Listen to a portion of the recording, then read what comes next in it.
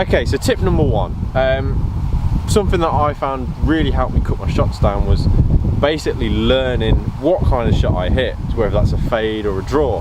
Now I tend to hit about a 10-yard fade every time. Hopefully this wind isn't too bad. So my tip number one is understand your shot. It might be a fade, it might be a draw, you might even hit it straight. If you hit it straight, great.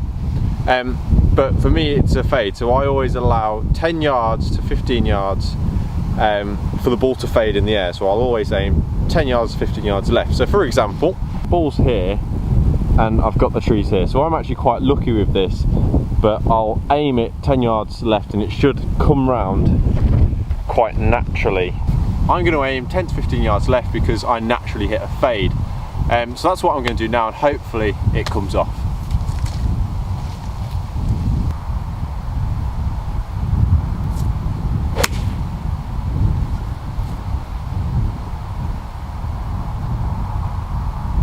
Okay, so this brings me on to one of my next points, and my tip number two would be to learn different shots.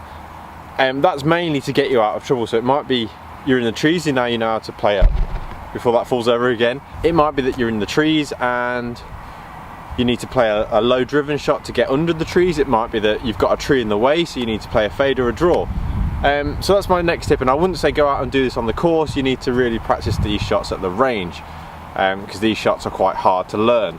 So practice them at the range before you really even ever try doing it on the course, and then don't really do it on a competition. Practice on your own or with a friend or anything. But anyway, I'm going to show you now. We've got a big tree in our way. That tree is in our way.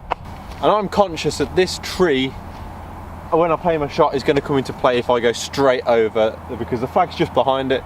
So if I go straight over the tree, I'm conscious that my ball's going to hit the tree and it's going to obviously knock its flight. So what I'm going to try and do is aim it out to the right and then draw it back round onto the green, and we're going to give that a go. Now it might not work because even I haven't perfected the draw yet. I've perfected a fade, I know how to do a fade, but a draw is hard even for me to do, so it's a hard shot. But we're going to give it a go and hopefully it comes off.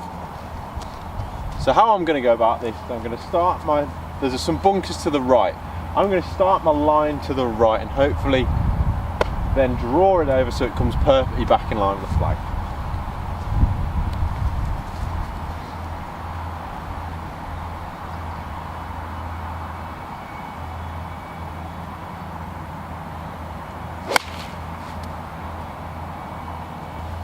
The camera's not going to be able to obviously show that shot too well. Now, it did draw. It came probably 5 yards to the right, left, back into the left, then it needed to probably come about 10 yards to the left. Nonetheless, it was a good shot. Now, it probably would have cleared the trees, but I'm conscious of that. So, I've just missed the green probably by about this much. But it's not a bad shot. I can now chip on and hopefully still aim for par or a bogey at worst, and that's still going to help me break 90. So that is tip number two. At the time I said this was tip number 5, but actually I mean tip number 3. Aware of your surroundings. Now I've got my ball just down here and there is a big tree in the way. Now if I want to play a good clean shot, I can't expect to play a good clean shot with this tree. Now many people who are probably hitting 90 plus to 100 plus, I've done it, I've made the mistake, is we think we can get a clean shot on just past the corner of the tree. The reality is that from this position I can't really get a clean shot, because as we can see here, the branches are probably going to hit my ball and get in the way. So I have to think about this a little bit better and a little bit clearer about my shot. So I'm here for one. Now as I can see, if you just move up, we've got the branches here. Now the idea of this shot that we're going to play is to play a low shot and avoid playing through these branches. So we're going to give that a go. So all I'm going to do instead is just get my 7-iron and play a bit of a chip and run.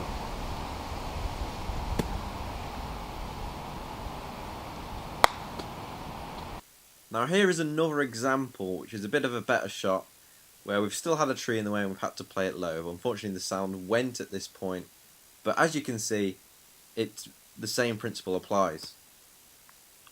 Yeah, so one of my big tips there is to definitely assess what's in the way of your shot. because if you've got a tree in the way, there's a good chance you're going to hit the tree and it's not going to be a good shot. So you've got to assess your surroundings when you're taking your shot, and that should save you a couple of shots here and there. And this brings me to tip number 4. Now, we've got a par 4, it's 433 yards off the yellows. Now, it's not drastically long, it's not quite short, but it's very narrow around here. And now this is the point, if I can just zoom in, if I can just show you here. This point here is really where the ball tends to land. So tip number 4 is going to be aim for the fairway. It's a very narrow fairway we've got, so I'm not going to use a driver to go off the tee, I'm going to use an iron. The plan is get on with that first shot. The second shot can take me up to about here. Then we can use tip number 5 and it puts me in a good position to make bogey.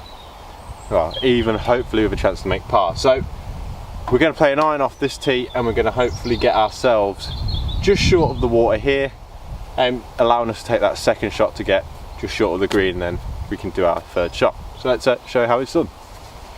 Me, typically I'm not very comfortable with my 4-iron, but so I normally use my go-to club, which is a 3-wood, just to get down there. But for the purpose of this tip, if you're good with like a 4-iron, a 2-iron, 3-iron, and you've got that in your bag, I don't have anything lower than a 4-iron until I hit my woods. So I'm going to use my 4-iron literally just to get me up there.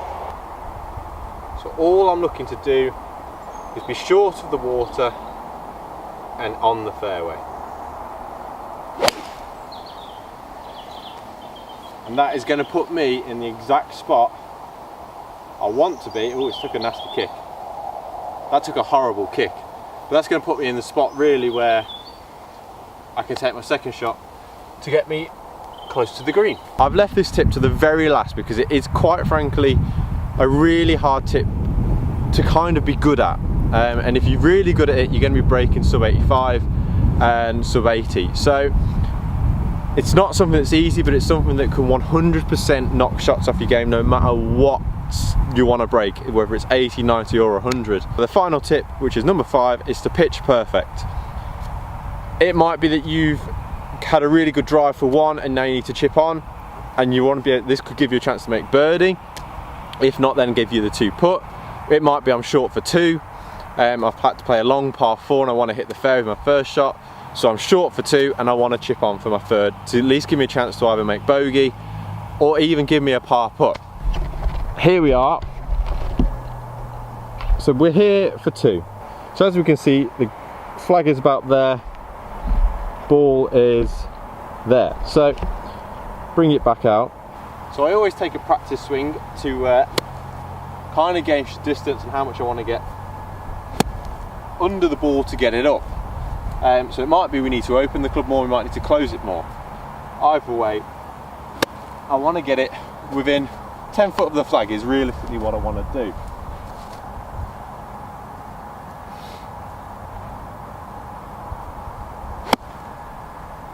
There we go. And that is 100% very close. So that's the chip I did do. We are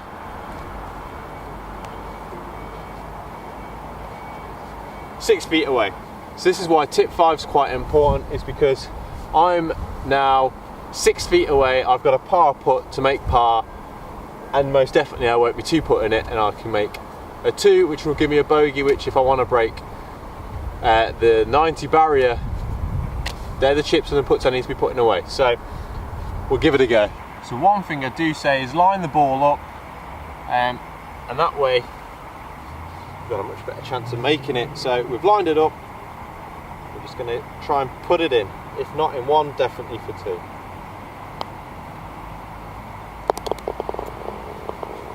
And that's how tip number 5 can help me make par. Now at this point my microphone had broken, so here's a little bit of me. I was just waffling on, basically saying thank you for watching this video. Now if you found something useful in this video, please let me know in the comments. Feel free to give it a like and subscribe to keep up to date with any of my future videos. For example, some of the videos I am going to be doing are how I've learnt to draw and fade the ball. So if you want to see those videos, please feel free to subscribe, and you will get the notifications for when those videos come out. But ultimately, I just want to say a massive thank you if you have watched this video, and I will see you soon.